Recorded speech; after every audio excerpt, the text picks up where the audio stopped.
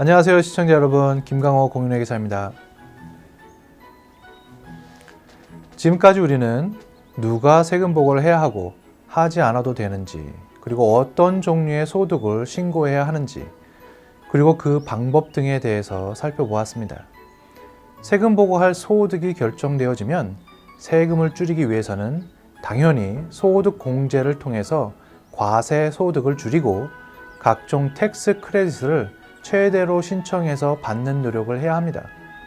사실 세법에서 허용하는 공제 항목이나 텍스 크레딧의 종류는 소득의 종류보다 훨씬 더 많을 것입니다.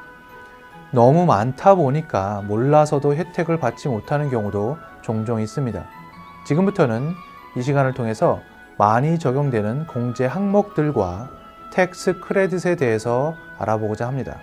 먼저 어떤 종류의 세제 혜택들이 존재하는가를 알아보기 전에 AGI의 개념에 대해서 이해하셔야 합니다.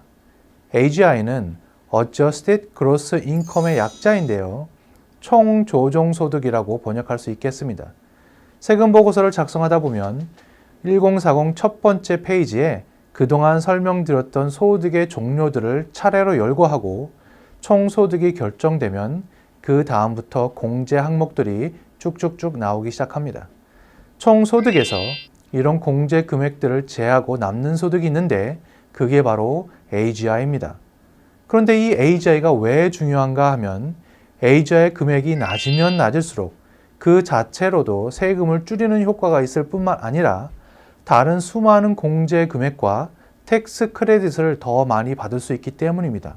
작년에 번 소득은 이미 과거고 어떻게 할 수 없지만 이 AGI의 금액을 낮출 수만 있다면 상당한 절세 효과를 보시게 되십니다. 또한 AGI의 개념은 세금 보고 목적뿐만 아니라 지금은 학자금 보조금이나 펩사 신청이죠. 오바마 케어에도 쓰이며 각종 정부기관의 재정 보조를 산출하는 데에도 이 개념이 쓰입니다. 대부분의 공제 항목과 텍스 크레딧은 AGI 금액에 따라서 받을 수 있는 자격이 결정되어질 뿐만 아니라 AGI 금액이 높고 낮음으로 인해서 최대로 받을 수 있는 세제 혜택 금액의 상한선이 결정됩니다. 가장 큰 세제 혜택이라고 할 수 있는 어닝컴 크레딧을 예로 들어 볼까요? 연방의 경우 최대 $6,000가 넘는 금액을 환급받을 수 있는 이 크레딧은 부양 자녀가 2명이고 부부 합산으로 신고 시 AGI가 대략 $50,000보다 높으면 한 푼도 받을 수 없게 됩니다. 자녀가 없는 부부라면 $20,000가 넘게 되면 받을 수 없습니다.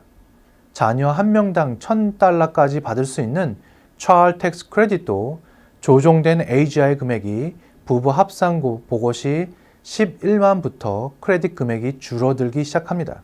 이렇듯 AGI의 금액은 중요하게 사용됩니다. 총소득이 결정되면 그 다음부터 세법에서 허용하는 공제 항목들이 나오기 시작한다고 했습니다. AGI를 계산하기 위해서는 모두 13개의 공제 항목들이 있는데요. 교육자 비용, Health Saving Account 적립금, 이사 비용, 개인 자영업세의 50%, 개인 자영업자의 은퇴연금, 개인 자영업자의 건강보험 비용, 알리모니, IRA 적립금, 학자금 대출 이자, 대학 등록금과 등록비 등이 있습니다. 이제부터 차례대로 알아보겠습니다. AGI를 계산할 때 제일 처음에 나오는 항목이 교육자 비용입니다. 학교 선생님들이 250불씩, 부부 합산 신고 시 500불까지 공제할 수 있습니다. 2015년 12월 의회를 통과한 개정세법에 의해서 교육자 공제 금액이 이제는 인플레이션을 적용해서 매년 조금씩 올라갈 예정입니다. 의료 비용을 공제해주는 방법 중에 하나인 Health Saving Account라는 게 있습니다. 개인은 적립금의 3,350불까지, 부부 합산의 경우 6,650불까지 공제가 가능합니다. 55세 이상은 이 금액에 추가로 $1,000를 더 공제할 수 있습니다. 다음은 이사 비용입니다. 모든 이사 비용을 공제할 수 있는 것으로 알고 계시는 분들이 많은데요. 생각보다 복잡한 규정들이 있습니다. 가장 큰 전제 조건은 반드시 일하는 직장이나 운영하시는 비즈니스에 의해서 어쩔 수 없이 이사하게 될 때 그 비용을 공제할 수 있다는 뜻입니다. 일단 거리가 중요합니다. 직장이 다른 지역으로 이사를 가거나 아니면 새로운 직장을 구했는데 집과 새로운 직장에 떨어진 거리가 이전 회사와 떨어진 거리보다 최소한 50마일 이상 더 멀어야 이사 비용을 공제할 수 있습니다. 또한 새로운 직장에서 최소한 39주 동안 일을 해야 하며 해외로 직장을 구하면서 나가게 되는 경우도 이사 비용을 공제할 수 있습니다. 1099 폼을 받으시거나 개인 자영업자, 오너가 한 명인 LLC를 운영하는 사업체는 자영업세인 셀프 임플로이먼트 텍스를 납부하셔야 하는데요. 이 자영업세의 50%를 공제하실 수 있습니다. 또한 이런 형태의 사업체를 통해서 오너가 은퇴연금에 가입하면 적립금을 공제도 할 수 있습니다. 은퇴연금 하면 떠오르는 것이 개인 은퇴연금인 IRA입니다. 로또 IRA 적립금은 공제할 수 없지만 일반 IRA는 1인당 5,500불까지 공제가 가능합니다. 부부의 경우라면 11,000달러까지 공제할 수 있겠습니다. 오바마 케어 때문에 건강보험이 많은 관심을 받고 있는데요.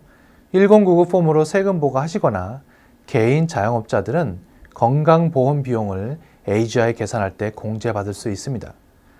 알리모니를 받은 사람은 소득으로 간주돼서 세금도 내셔야 하지만 반대로 알리모니를 준 사람은 그 금액을 공제할 수 있습니다. 다음은 학비와 관련한 세제 혜택입니다. 대학에 다니는 자녀들을 두신 분들은 가장 관심이 많은 부분이죠.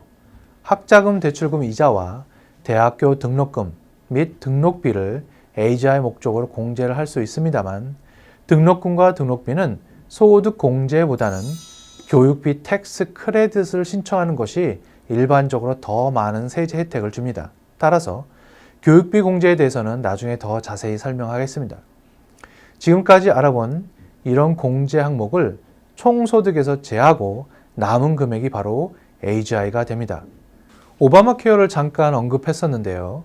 건강보험 개혁법이라고 할 수 있는 Affordable Care Act가 2014년부터 시행되면서 세금 보고에도 적지 않은 영향을 주고 있습니다.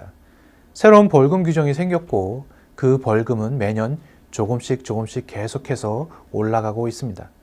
작년에 세금 보고하시면서 많이 들어보셨을 것입니다. 2015년을 기준으로 건강보험에 가입되어 있지 않을 시 1인당 325달러 혹은 가구 전체 소득의 2% 중에서 높은 금액을 벌금으로 납부하셔야 합니다. 이 벌금 규정과 오바마 케어에 대해서 다음 시간에 더 자세히 알아보도록 하겠습니다. 오늘은 AGI의 개념과 AGI를 계산하는 방법, 그리고 건강보험이 없었을 때 부과되는 벌금에 대해서 살펴보았습니다. 다음 시간에 다시 찾아뵙겠습니다. 감사합니다.